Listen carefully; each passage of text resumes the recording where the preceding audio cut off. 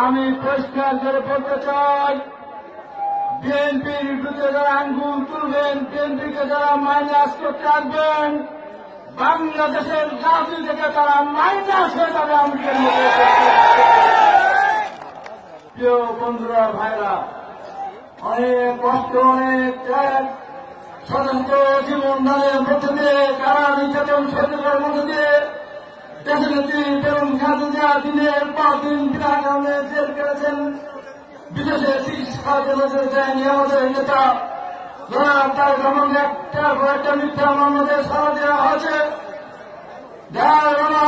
সামনের ঘোষণাতে যুদ্ধ করতে স্বাধীন করেছিলেন আমাদের এই তার প্রিয় বাংলাদেশে, এখনো আমরা তাকে ফিরে আনতে পারিনি। আজকে বাংলাদেশ নিয়ে এই বিষয়ে বলতে চাই, টুকু ভাই আপনি আছেন, এখন বিএনপির সবচেয়ে যে বড় প্রয়োজন, সেই বড় প্রয়োজন হল আমাদের মধ্যে ঐক্য।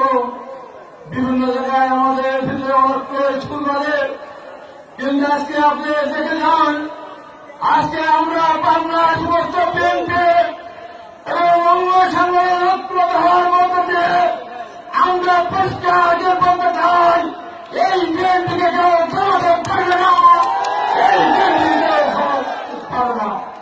আরেকটি কথা বলে আমার বক্তব্য শেষ করব। কত কষ্ট নিয়ে আমরা দীর্ঘদিন করেছে, আমার 9 জনের ফাঁকি ছিল, এক পরিবারের 3 জনের ফাঁকি, মন্ত্রী বাবলু, মাহমুদ পলাশ, ইসলামী দলের সাথে জিবি, নেতার করিম শাহিন, আমার ছাত্রদের নেতা কোন 10 বছর যাবতীয় কারণ হয়েছিল। এই পরিবারগুলিকে নির্যাতন করতে করেছে, একবার তাদের কান্না কানতে পর্যন্ত যে কোনো মানুষই এই কান্না সহ্য করতে পারত না।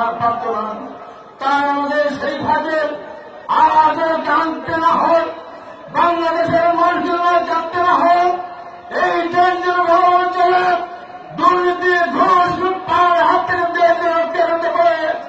সেই জন্য আমরা বিএনপি নিজেদের ভিতরে দুঃখ কষ্ট বুকে ধারণ করে সামনের দিকে আমরা ঐক্যবদ্ধভাবে এগিয়ে যাব, যতদিন পর্যন্ত আগামী নির্বাচনে এদেশের জনগণের সমর্থন নিয়ে বিএনপি রাষ্ট্রের ক্ষমতায় গঠন না করবে, ততদিন আমাদের ঘুম নেই, আমাদের খাওয়া নেই, আমাদের আরাম নেই।